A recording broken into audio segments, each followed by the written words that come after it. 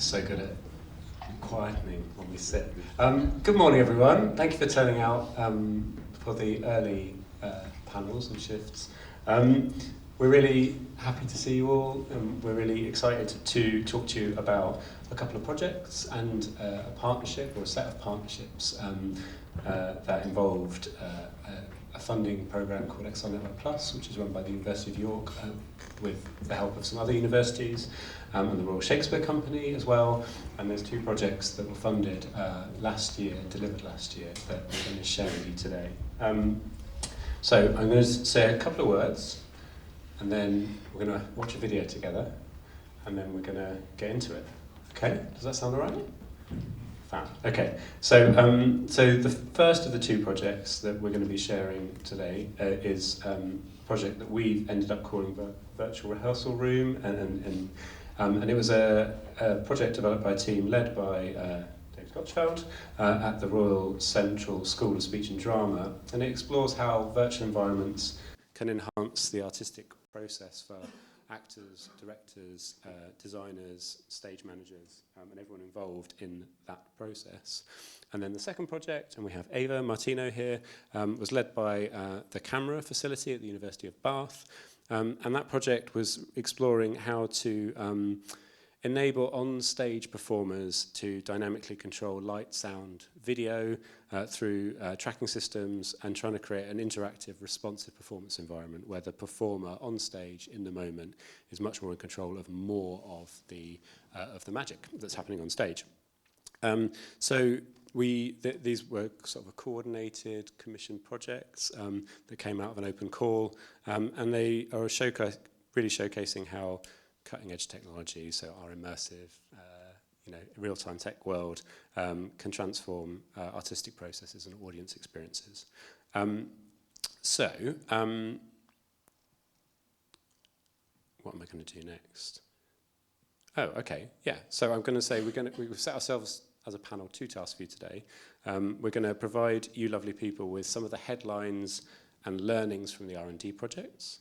And we're going to do some thinking together about how R&D brings together digital technologies, creative processes in our live performance context that we work in. So how we do it, and a little bit about why we do it.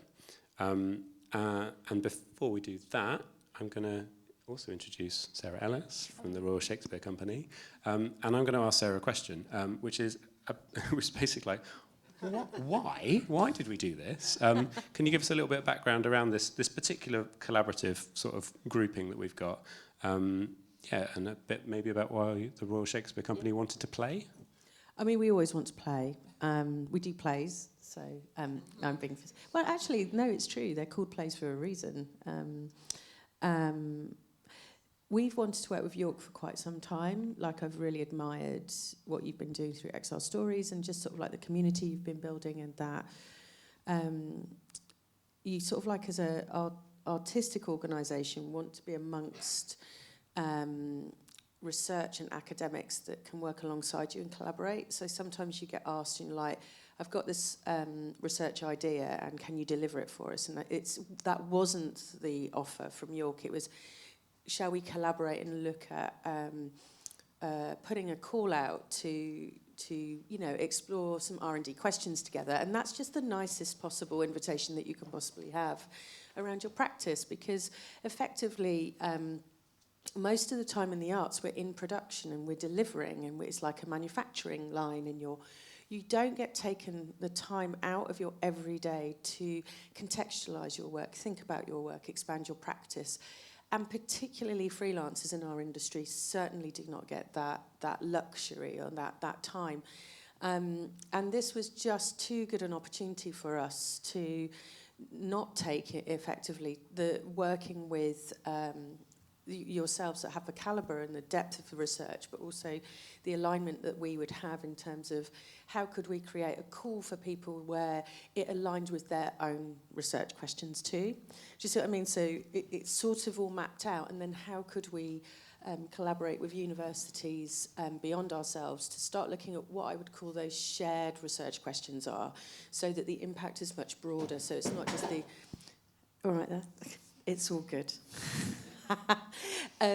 it's not just the RSC's research question or York's research question. We're looking at those sort of common strands that have a sense of usefulness for everybody.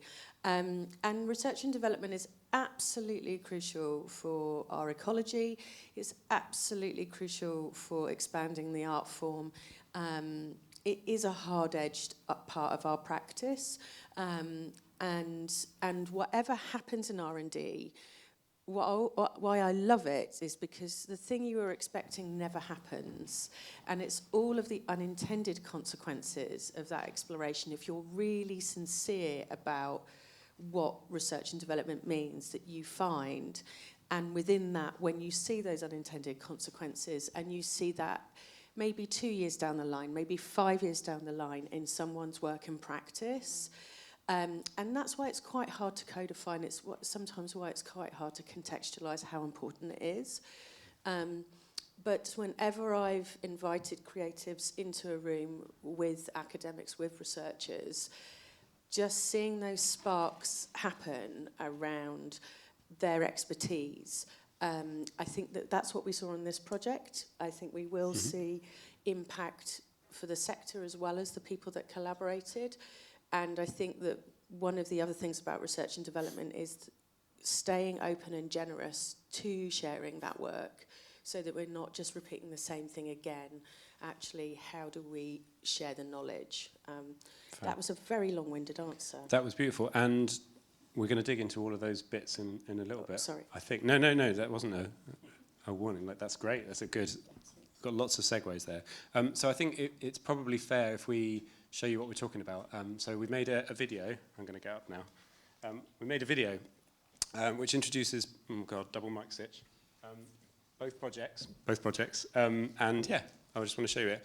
Usual warning, it's got a banging soundtrack. Sorry. You can't make a video nowadays without having too much music, but there you go. I'm just going to see if I can make it start. So this is a little video that introduces both of the projects. All right, looks good. And action. Princes that strive by factions and by fiends. You guys want to lift your headsets?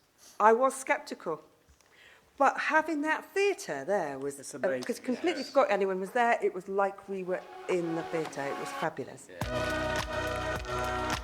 XR Network Plus are here with two projects to think about how to bring virtual production technologies into theatre and live performance. R&D is all about finding answers to questions. And with the Royal Shakespeare Company, offer questions that need an answer. It's a big question that whole industry faces too.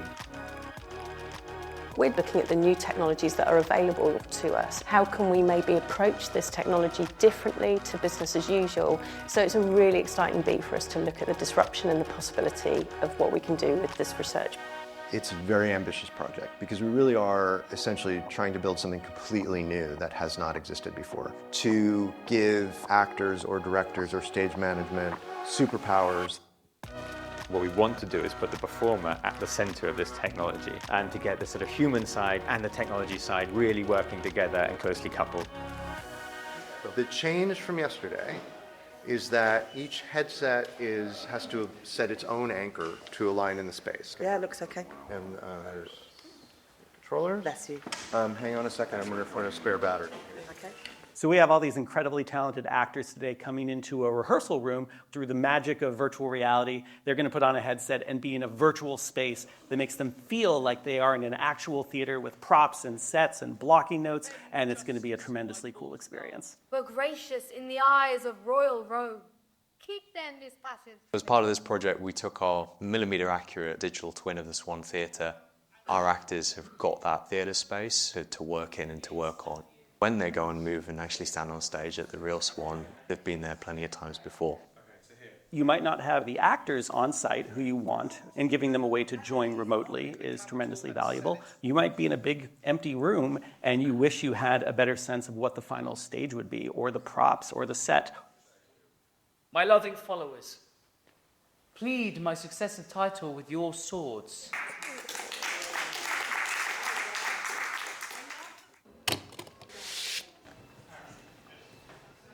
We also got projectors up on the ceiling and things like that, so they'll be changing the lighting environments and doing some tests. But we can just check that the brightness contrast is set the same. Yeah.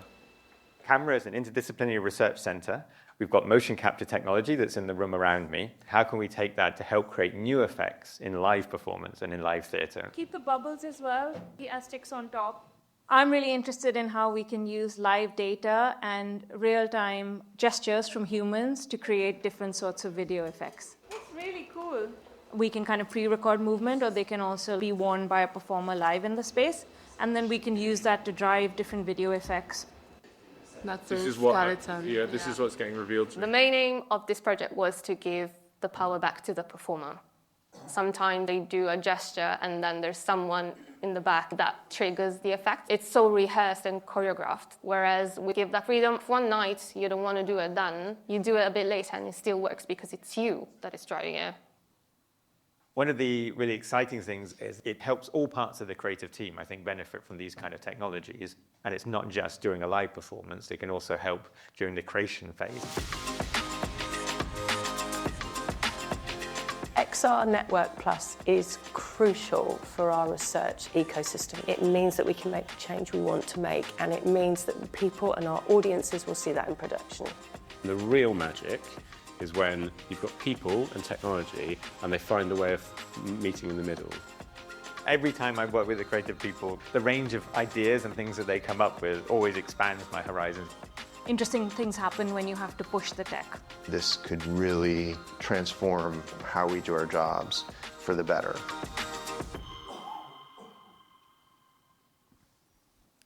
All right, it looks good. No, next one. Brilliant, thank you. There you go. I hope that was useful. It's always lovely to actually kind of see how the projects looked when we were doing them. And yeah, so we're going to dig into that now. So what I was going to ask is so Ava and David, if you could individually talk to us about the projects in terms of, so obviously we've got like a bit of an idea about what they were, but could you cover, or maybe a little intro about yourself and like, you know, what your professional background is, but then what's the kind of the key driver for the project? What did you actually kind of like really do? Like what was the groundwork that you did in the project? But then what was the most important thing that came out of it for you from that? And Ava, would you like to go first? Hello everyone, so Eva Martino, I'm the innovation lead at Camera, and my background is actually in theatre and visual arts, so I came into this field after COVID, and so when the Royal Shakespeare Company, you know, we had the opportunity to work with them, I was just like super excited from, you know, my background, but also I work at Camera now, and I guess we've been going on for 10 years. Funded by EPSRC, and now we are a core research facility of the University of Bath, which means that we have got our kind of longevity plan because we've been included in the university structure, which is great when you are basically funded by project all the time, and you can look a bit more of at the kind of longevity and being allowed to do project like this to continue. So I guess starting from why we did this project, I think as Sarah said, we tried to come up with a research question that we all shared. And for us, well, like basically, can motion capture survive a real theatre condition? So things like haze, smoke, lights, you know, costume constraint, all the things that usually make motion capture cry pretty much. Can we make the tech almost invisible? So we look at the absolutely minimum that we can put on a performer to kind of allow us to do our job with the cameras and the tracking. And can we make this something actors and creatives want to use in the long term? Because fundamentally you can make all the great tech, but then how this going to reflect when creators and actors needs to use it on stage? So, you know, make sure that we were not a burden, but actually, like Neil was saying in the video, something that can enhance what they can do on stage, right? So how we work, the things that I think was successful, that we worked as a triangle, and we had obviously Camera as the technical and innovation engine.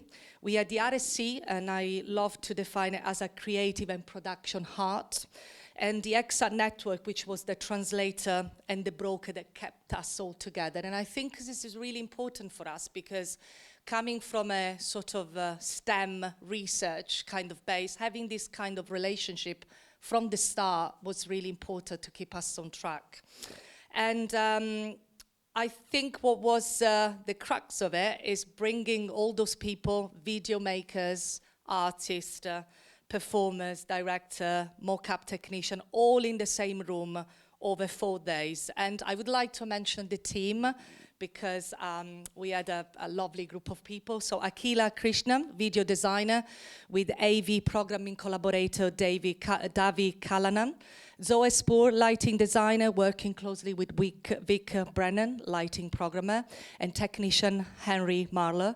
Director Johnny Riordan, and performer Matt Churchill, and Michelle Wu from our camera technical studio team. So having this full creative and technical team co-located was honestly half of the magic, right? Because we were solving problem, adjusting, testing idea, and translating language all at the same time, in real time, over 4 days in our studio. What we actually made, so at the end of the 4 days, we had something, I would call it a workflow prototype, a little 3 minutes performance, where the performer could control light, projection, spatial sound in real time using just 8 tiny marker clusters. And here we go. For us, this was the kind of groundbreaking thing in a way, because we didn't use the 57 markers on a costume, but we just used this sort of lightweight cluster that could realistically hide in the future in the costume. Some of the wins is that we managed to stream all the data into these guys, and therefore directly into lighting desk and into a game engine to drive the sound. The movement managed to trigger cues, change light state, and create or build some layers. And the system held up some critical, challenging stage condition, because we've done a lot of R&D before guesting our artists into the space. So haze, glare, occlusion, vibrating truss, camera that sometimes we had to completely exclude, and that worked. And as a result, it's not just a tech demo, it was something that you could see in the video. We put 3 minutes things together. What we learned, just to close some big takeaways, I think that less tech on the body equals to definitely more creativity. The fact that we stripped away all those clusters, all those markers on the performer, it really kind of made them feel they were doing their kind of rehearsal day in, day out. Theatre needs a translating layers for the data, because we know that there are a lot of things that didn't work by using just these guys, and therefore we need to build probably a hybrid tool that would allow us to do that in the future and bring lights, video, but also working potentially more with cues rather than vectors, right? And then the machine learning is probably a realistic next stage. Machine learning is what we set to do at the beginning, but obviously for reason that I'm not going deep into, we didn't manage to, but we know that that is the kind of probably next stage, where actually by using our photogrammetry facility, we can then capture and gather ground truth data for machine learning that can solve a lot of the cluster work that we're doing. And this is matter because motion capture can be performer-led, so we know that actually there is a sense that we can do this. The light, that can be light, can be hidden, and that can be at the service of the artist again, and they can work in real theatre workflow, not just labs. And as I worked in creative innovation and a technical engine, and the kind of the broker relationship is what really worked at the end, just putting these 3 sort of roles together in one room over 4 days. I think that worked. I stop here. Fab. That was a great roundup of the project. Amazing. Thank you. Right, David, can you do the same? No. Not nearly as organized. So I'm David Gochfeld. I'm a theater maker and a researcher and a technologist. I studied computer science and worked as an actor and director in theater for a very long time. And then for the past 10 years, I've been working with extended reality technologies in live performance. And a lot of the work I've been doing has been basically how we bring actors and audience together in virtual environments, and how we can do that across any geographic boundaries, and really create the experience of live theater without actually having to be all together in the same space. And this project is really sort of an extension of that work that I've been doing, and one of the key partners is this company in New York, Agile Lens Immersive Design, who I've been working with since 2018 on this VR theater work. We're really excited about the opportunity of sort of looking at how we can take what this technology and apply it to theatrical rehearsals and actually do it in a way that a working theater company, a traditional bricks and mortar theater company, can actually adopt it and might actually adopt it. So it's not just, oh yes, these tools could work for you, it's actually trying to figure out a way to make tools that they actually want to use. So that was really the motivation. We came at it from the perspective of sort of looking at the idea of a virtual twin of a stage production. So we've worked with other theater companies in the past and looked at sort of doing virtual companion projects with stage shows. But a lot of digital assets are created in the theatrical production process. So we wanted to look at how we can marshal those and essentially create a virtual copy of the production, which could then be used either excuse me, for archival purposes or ultimately to be able to do sort of virtual tours where you can have people, instead of packing the whole production into trucks and onto ships or planes, you put it up online and the audience can join you in the virtual environment. So that's sort of where we started, and our initial pitch was very ambitious. But through discussions with Sarah and John, we really narrowed it down to the rehearsal process, which is the thing that's actually the most challenging part of the work that we have been doing so far. And it is sort of the most stubbornly analog part of theater in general. It's very hard to rehearse a show unless you've got everybody in the same room together and you're up on your feet and you've got the script in hand, or the stage manager has a paper copy of the script on their desk, and everything is essentially the same way it's been done for 400 years. So we were looking at how we can introduce this technology and really, as I said in the video, give these superpowers to all of the creative and technical members of the production. So I was the principal investigator. I was a research fellow at the Royal Central School of Speech and Drama for the past 2 years, and so we were the lead research partner on this. And I put together the consortium, which was not just Agile Lens, it was also Preview, and you saw Ryan from Preview, and their expertise is scanning 3D, doing these very high resolution LiDAR scans of theatrical spaces and sort of creating this digital twin. And a acoustic modeling company out of Chicago who specialize in modeling performance spaces. And sort of looking at, well, how can we take this scan of the Swan Theater from the RSC and actually create a space where actors could rehearse as if they were in that space. So what we learned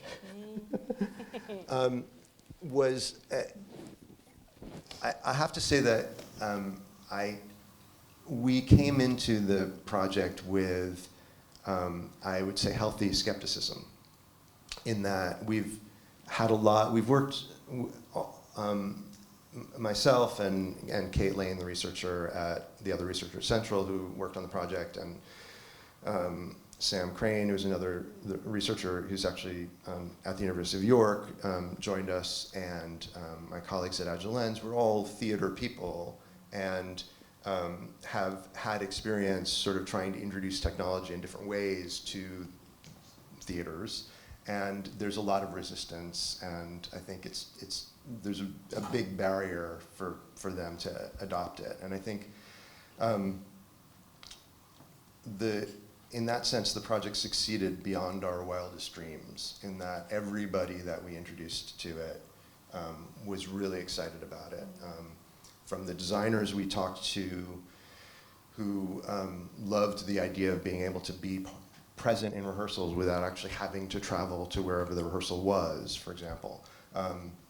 To the actors who never have enough time on the actual set before the show opens, to actually be able to be in headset and feel as if they're on the stage of the theater and see what the sets are like, and actually just be able to have that experience much earlier in the rehearsal process. And the big revelation for us was the stage management team, who I actually thought would be the most resistant, because their process really is, they have a paper copy of the script and they are writing notes in pencil and Post-its, and they have this whole kit of different stationary supplies to record what is happening in rehearsals, and then translate that into what's going to be happening during the production. And this stage managers that we showed this tool to were all, really excited and could really see how it could really transform how they work. From being able to automatically record blocking so they don't have to be scribbling, all of the details as it goes along, to being able to use the virtual model of the set to actually lay out the tape marks that they have to do before rehearsal starts, so that the actors know where the various set pieces are and the edges of the stage and so forth in whatever rehearsal room they're in. So that was, I think that was a big discovery for us, was just, that there is potential for these tools that could really transform, as I said, how these, all of these artists do their work. Amazing, thank you. That was great. Great detail on the projects from both of you. Okay, I've got a question. Both of your projects featured a set piece, like multi-day innovation sprint, and that wasn't a requirement of like project. They both sort of like, that became the thing where quite a lot of the work was focused. I thought that's interesting. Can I get both your thoughts one by one on like why you think that was the approach that you focused on? Why do that rather than something else? Can I get your thoughts on that? I think for us was, I think the key was bringing people together into a space over a short period of time, because we quickly realized that working with the artists of that caliber that were brought on the table for us, that time is at the essence. They are literally our own busy schedule. We've done a lot of work with Michelle. I mean, I remember Michelle being in this theater in the Western, just trying with smoke and things, putting markers on herself, because we've done as much R&D we could do. But also that at the end of the day, you can do a lot of meetings online and emailing and do as much work in solo as you can. But at the end of the day, the magic happened when we brought those people in the same room over that short period of time. We were quite skeptical, coming from where we come from with our research hat and how we want to go through process. And for me, coming from where I come from with visual arts and theater, I kept saying to Michelle, don't worry, it's going to work. When the right people will come in the room, things will click. And in fact, things did click. And, in a way, we had the people in the room. When something break, we immediately fix. When there was a question, people would input and we would find immediately another workflow or another avenue to go from. And I guess we switched into that production mode, right? I guess it was intense, even like if we look at how we work with our technician, they are 9 to 5, right? They get their breaks, they are really kind of methodic. So it was intense and quite tiring, but it worked. Now, I guess the question for me is like, would we wish we have done multiple of those? Yes, because I think would be very useful to continue in that kind of framework. But I think we definitely made the worst of what the most of what we had, and I think we made it work. Bill, David, thoughts on that? Yeah, I mean, for our project, the key was that it's really a user-centered design process. So we actually started with interviews with theater professionals, in different departments, ranging from sort of the production department to the set design and drawing all the plans to stage management and actors and directors and lighting designers. We actually spoke with Akila and Zoe, actually.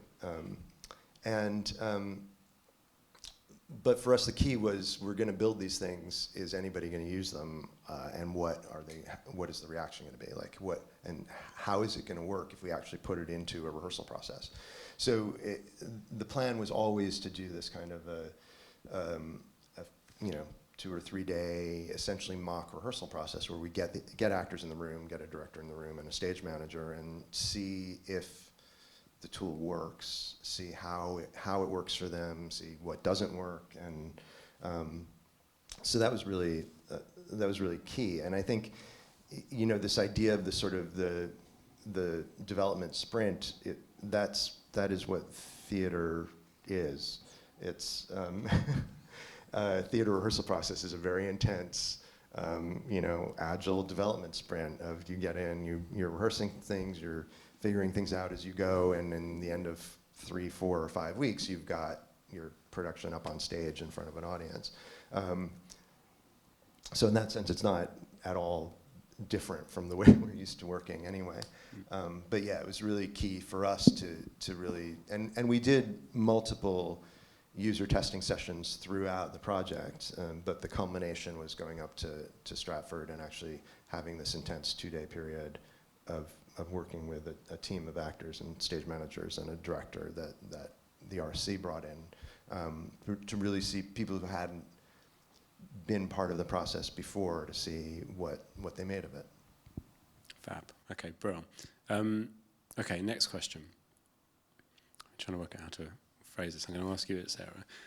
So I've got it written down. It's like, can you give us some thoughts about working with technology and living with disappointment? Generally. So disappointment in the context of working with technology. Oh, okay, right. That's a whole different panel, isn't it?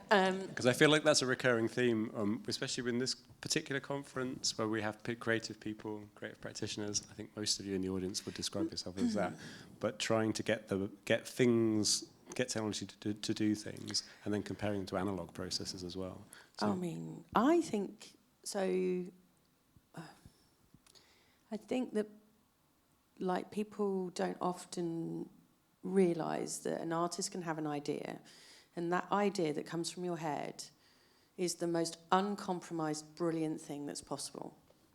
And as soon as that gets out in the world, it's just a negotiation of compromise after compromise after compromise. So I think it's not the technology that's disappointing. It's the fact that creativity and what's possible from that origin, it's negotiation in the context of the world, is how you manage and navigate that and not turn that into disappointment, if that makes any sense. Because then it becomes what's possible. And then it's how technology enables that. So we do get caught up with the disappointment of technology, but really it's much more holistic than that, and it's much more about an artist going, what do I want to say in the world? How do I want to say it? And just, I think that what we underestimate is the care that you have to put in around that. And sometimes technology can be a harsh, brutal instrument of that. Or people can be a harsh, brutal instrument of that. It's like often when you get people judging work, or particularly judging R&D or experimental work, you've really got to contextualise what that artist has been through to get to that point, to put it there in that point of space and time where the technology is, where the world is, and what it's doing. So as producers, if I'm putting my producer hat on, what you've got to do is care for the disappointment in all aspects of that, and turn that into, this is the piece for now, this is what it's about, this is how you communicate it, and that's how you land it. And I think that when we did Dream, for example, an Audience of the Future, I was dealing with hundreds of people dealing with their own disappointment around massive shifts and pivots. And so for me, it's, the technology can get often a bad rep and we blame it. It's just a tool. Actually, it's the humans around it that are responsible, if you know what I mean, and have the agency to turn a disappointment into a success. So I think I haven't really answered your question properly, but I've gone on a tangent. But what I want to say is, in R&D, it's your job to keep things open, and if a technology isn't quite right, for you not to see that as a disappointment, but for you to see that as, okay, well, let's look at that and look at what's possible. So you don't, it's not technology's fault if something didn't work. Do you see what I mean? It's about our care as humans in that process to make that happen. But it really is making sure that you have a truth and an honesty about what you want it to be is really important. And why would you use that technology and not use a piece of paper? Yeah. Fab.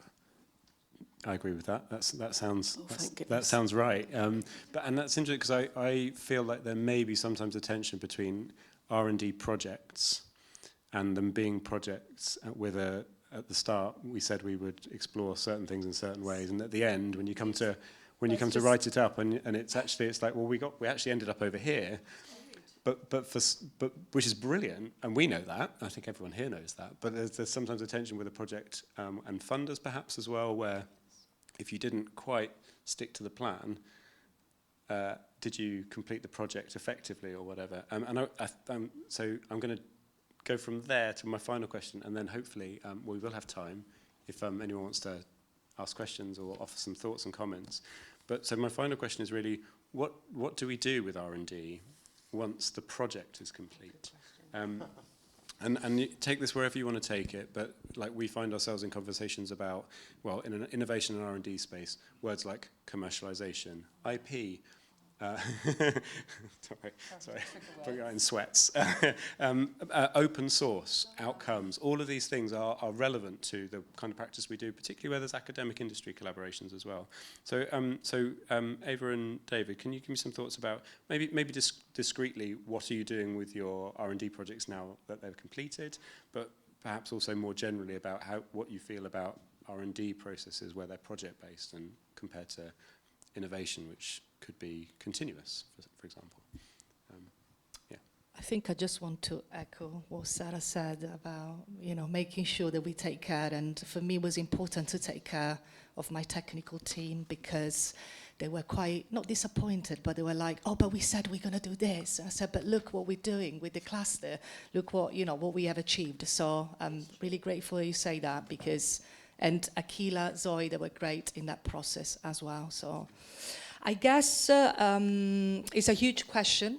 We've been reflecting a lot, even internally, between, I guess, our small team that worked on the RSC, myself, Michelle, and kind of like, what do? We haven't got a product, right? We got 3 minutes piece. We got a kind of a workflow, something that works. But we know that there is some evidence that actually we can take that somewhere else. So that R&D for me, like, okay, what automatically telling me there is evidence, right? We've done something in a room over 4 days, thinking if we got multiple sprints like that, where can we get this to? Also a sense of a roadmap. So, we can see where we can take that further. And also where actually we should push for some investment to go. Obviously, there is some kind of workflow in the sense of how we stream the data that it kind of can outlive a prototype. And we had conversation with Akila after the project that she's trying to embed some of those in a kind of Christmas show, actually, isn't it? Yeah. Do you want to say the title? BFG. BFG, right, here we go. And then also understanding how we can do that sharing of the learning, right? And the kind of white paper that you just published, I think that is a start, but also for us technically, what do we want to say to the world about that? I think, as I said, for us, the next step is looking into machine learning, because we know that with the cluster, we can kind of create a roadmap, we can pick up on what the ground truth is and how we can develop that. And we got really excited. And, I was saying to Sarah, we want to talk more about what we can do. We started looking at potential funding. So really like what we haven't done before, because, sometimes we've done some project and they kind of died and stopped there, like, okay, we've done the exploration, but this is really actually put the fire on us as a practitioner, as technician, as technical team, like, okay, right, let's go and get some money to continue, where actually usually we wait for institution or other collaborators to come to us. It really like put some kind of thoughts into place, and I hope we can take that further. Amazing, thank you. David? Yeah, I think the key with this kind of R&D is having industry partners. Two things, having industry partners and also really being led by creative practitioners. I've done R&D projects in the past that basically were in university labs and didn't really, we did public showings, we did something at a festival, but the work essentially never really left the lab. We wrote papers on it, and then, the software that we developed, it just all went away, essentially. And I think the key with having this kind of funding, which lets us bring in a company that actually wants to leverage this R&D for other work that they're doing, is really key. And I think all three of the partners that we worked with are doing that. I know Preview is developing this pre-visualization tool. Agile Lens has been talking to theater companies and really sort of showing the prototype that we built and talking about how they can build something for their processes, either for a particular show or just to start working, actually adopting into their workflows. And Threshold Acoustics has, developed a whole new expertise in doing this modeling, acoustic modeling in game engines. And so I don't actually have a clear sense of how common or rare this kind of funding is, but it is essential that it's not just research funding, that it is funding where you're working with industry. And also, for me, as a creative practitioner, as I said in my introduction, these are tools that I need for the work that I do. And the fact that we've been able to develop and progress in development of it and learn more about what other theater practitioners need is really key to the work that I am going to continue to do. But having said that, I think the next step is well the funding to continue developing it, and where does that come from? And I think we have. In theater, there is a challenge of convincing anybody that there's a commercial value to it, right? And finding any kind of investment to continue building out this tool set, I think is going to be a challenge. Yeah, brilliant. It was good to hear that. I mean, I think across both the projects, maybe not because there was industry partners attached, but maybe the particular choices of industry partners meant that they were actively applying the knowledge directly into their own. So that's, I mean, I didn't want to gloss too much over that because I think it's amazing. So the work that you did with Akilla, and she's working on the BFG, which is like the major kind of RSC winter production, and some of the workflow stuff is in that show. It's like immediately translated into it. Well, it didn't gestate for another 12 months or anything. It was immediately applied into that. That's so cool. Like, but it's also the right people, the right practitioner, right? They're having that kind of, like we said, that technology, that development, you just take what you need. You don't have to take the finished things, right?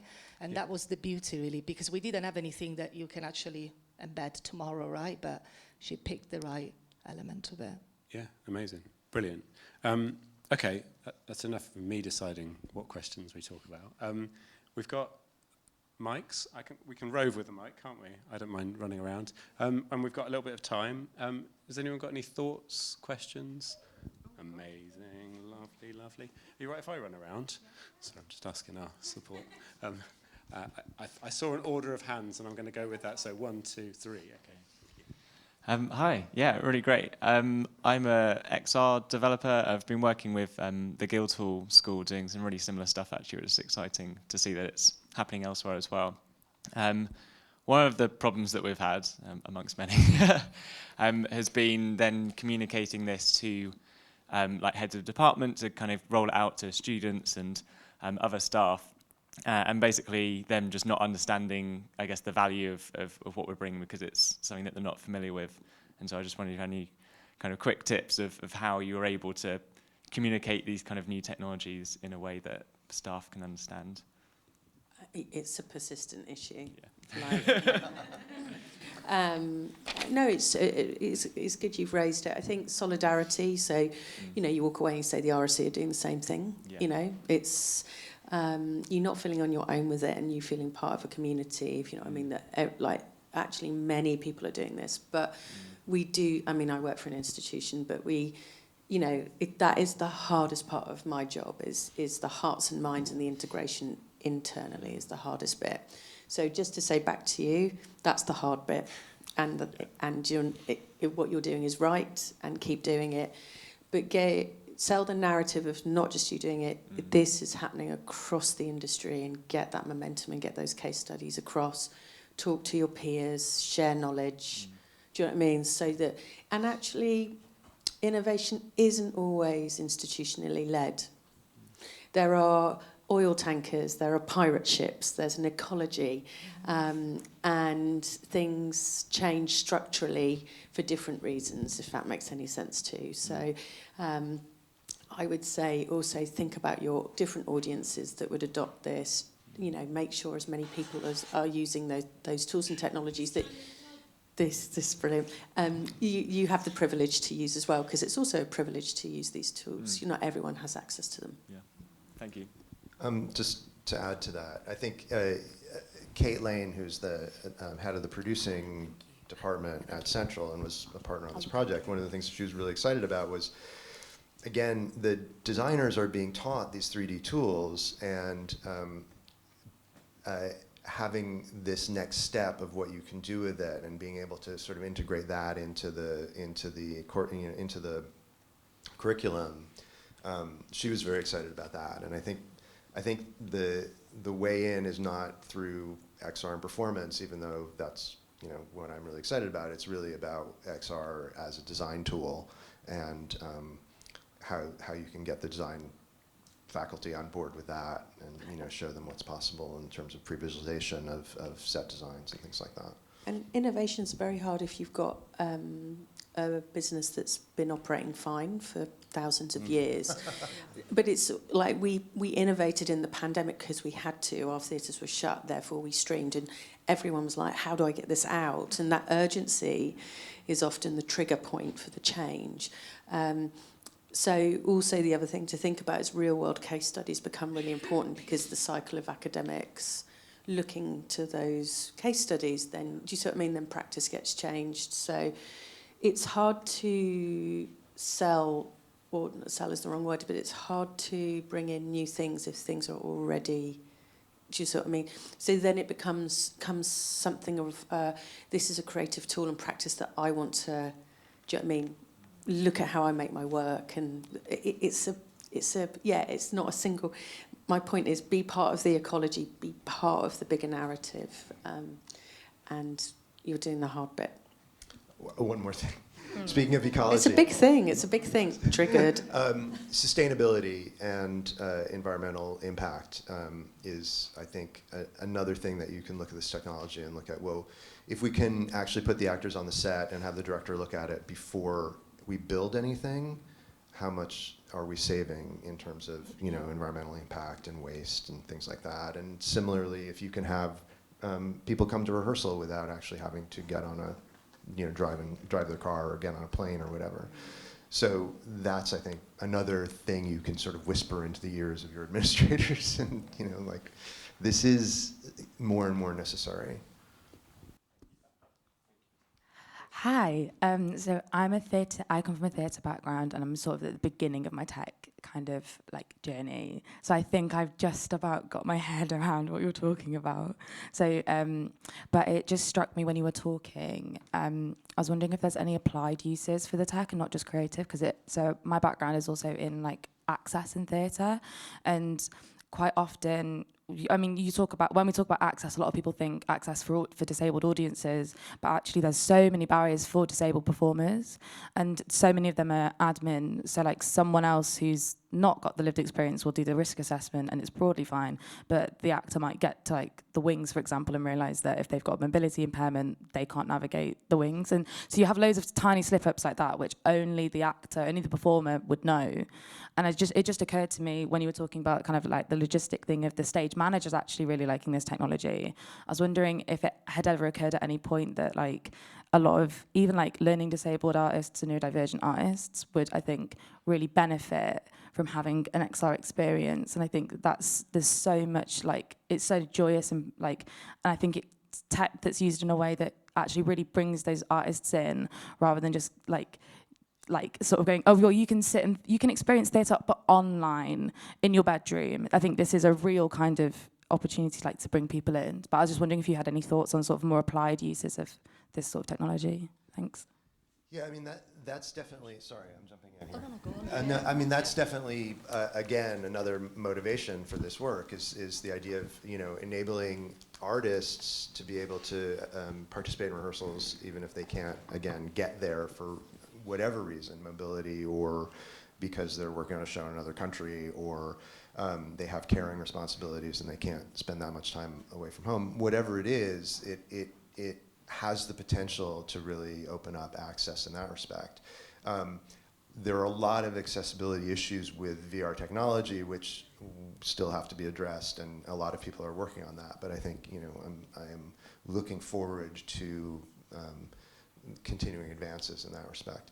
I think the thing that you mentioned about the mobility in the wings is really interesting, because one of the things that came up, the first stage manager who we showed this to is like, oh my God, I can use this to figure out the wing pack, which I've been doing theater for, I don't want to say how long, and that had actually never occurred to me. But yeah, like where do you put things in the wings so that people can still get on and off stage and you're not blocking lights and you're not, you know, banging your shins on things, right?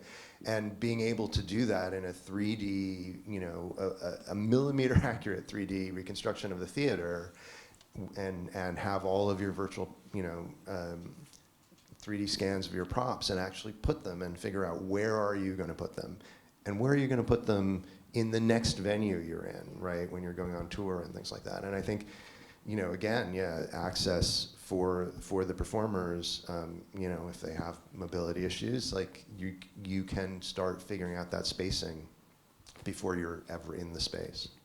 Fab. We've got time for the last question. I'm gonna trip up some stairs. Thank you. I think it's a really interesting challenge, this thing about, you know, what are the outputs and the commercialization thing as you're talking about, because that is this constant tension about public funding, where does it go, what's the output, oh my God, actually, is there anything to show for all that public funding, you know, and it's going to get more and more critical, I think, that challenge. And it feels like what you're talking about is the information dissemination. That's the core bit, and it's happening informally, and you've written white papers and so forth. And I'm guessing this might exist, and this relates to your question from the Guildhall as well, is what sort of network we can envisage where you can share this information, whether it exists already, innovators in theatre, I don't know what that might be called, but almost that it's a part of a project that you go on a roadshow to share this, and that, you know, in part helps change hearts and minds in the bits of the organisation that might not be aware of it. And I just wondered what your thoughts are about whether that could be a thing that we could kind of try and build into some of these projects, which is a bit more of a formal way of doing it, of what you've been talking about already. I think we're halfway there. And I think it's a really good note. And I think if we can get all the universities mapping out together, a lot of the cultural institutions like mapping out together, and really ensuring that freelance artists are part of that. I think what gets missed is some of the most innovative work is done through the independent artist lens. And so if we can, and also industry, so you're sort of, because I think we get very caught up in commercial as a, you know, a success metric. And actually the commercialisation may not happen till later, or it may be such a mundane, boring thing. Do you see what I mean? It's sort of like often it's a widget or it's a piece of code that, do you know what I mean, that has nothing to do with the creative output. So then you need to look at what your value metrics are around creativity. And then you can start going, well, for example, when tech companies have wanted to work with us, we are a storytelling organisation. We can tell those stories really well. That has a commercial benefit. And I spent years with Intel talking about like what they needed for their impact. They weren't interested in the show, they were interested in the video. The video went to millions of people through that. Do you see what I mean? It's sort of like, I think in our sector we've got caught in some cul-de-sacs of what we think those success narratives are. And so I think there's a bringing together of what you've already got, but also then us not getting too homogenised with the KPI of that. Like, it's broader than that, and you have different audiences too. Like, industry will have a very different perspective of what success looks like, and then, for example, DCMS will have a very different, and also knowledge transfer in universities. That has a value. So we're doing a lot of research work on it at the moment around economic value and cultural value, and trying to codify that with some research we're doing separate to this. And it's complicated, as you know, but really nerdy. Like, it's but it's making sure that those artists don't feel that they're on that sort of conveyor belt of you need to, do you know what I mean, earn this much and that's success. It's knowing what you're part of. But just one thing to add in terms of bringing people together. I think what we started doing through the XR, we had a day in which we brought technicians together from across the university, just to kind of get them in a room as well and talk and share. And then follow on from that with the My World program, we brought all our technicians from the 4 universities together to really start sharing those success, because again, technicians stay in solo, they discover things, they don't share. And then from that, we started talking to other universities like ours, or that they do projects similar to ours. And organically, we started to talk more and not being concerned about sharing, because then you lose your little opportunity patch there. But actually, we understanding that together we can change policy around funding, we can be stronger. And I think organically this is coming through. This morning I had some lovely conversation about, you know, coming together again to talk about other important topic around diversity and inclusion, and I think we are making this happen. You know, I'm hopeful and positive. We also need to be not too sentimental about the R&D when we commit to it. Some just doesn't work and you just need to stop doing it. And you can be in that perpetual thing where you're selling something into an institution again and again. It's like, if we just have 6 months more research, it will just land. If we could just do this, it will just land. And actually it's not economically viable, if you know what I mean, and you're selling something in. So you've also got to listen to the other side of that, which is, do you know what, we're fine, we don't need that. It's lovely and it's super brilliant, but that's not a commercial driver. So it's also getting the shared questions right at the beginning, so that you're not perpetuating, I'm going to sell this in. It's like, what, you know, go to speak to the drawing office at the RSC. What are the challenges in your process? Go speak to artists going, what are the challenges when you take this work out? Do you see what I mean? They've got to be realistic, practical problems that then need to be solved.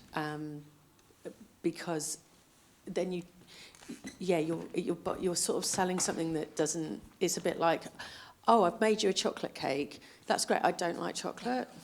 Like, it's as simple as that. But if you asked me what cake I liked, oh, I'd be open to a sponge cake. Great. Oh, that's a great sponge cake. That really works for me. It's very simple. But we forget that we forget that prep work. We get into assumption, going, surely theatre needs a bit of this. And it's like, no, thank you, we're fine. Do you see what I mean? You've got to get that collaboration right. But there was a lot of back and forward, even when we were finding out what those research, and you were really like, that's guys, you know, you come with, and it was a really kind of collaborative process. And at the beginning we thought, okay, we're going to go there, we're going to present those, and it then doesn't work like lost that. it, Yes. because absolutely. And she was given, do you see what I mean? You had that in advance, so you do get the disappointment in advance. Yes. Sorry, we're just rambling on now and you're going over time. That was delicious. It was delicious ramble, because it involved cake as well. Okay. Well, it's true. So I mean, we're running over very slightly, and I don't know what the programme's like, so I don't know whether we're cutting across your next session. So I'm going to close it to now, I want to say 3 things. Thank you, lovely audience. You're always amazing. Those questions were brilliant, and thank you for being so engaged. Out of the back of this project, we've written a paper. Look at you all, you know. You didn't even need me to say there's a QR code on. There's some printed copies as well. We bought, Emma lugged like 6 from York for us. So grab one if you want. A whole 6. And that's an attempt of us to kind of like sort of evaluate kind of the value of these kinds of R&D processes and try and work out the best ways they work and also share some of the findings from the project, so that's great. And finally, can I thank our wonderful panel, Sarah Ellis, Ava Martino and David Gochfeld, for being so open and sharing and thoughtful. And I hope you have a brilliant rest of your conference. Thanks.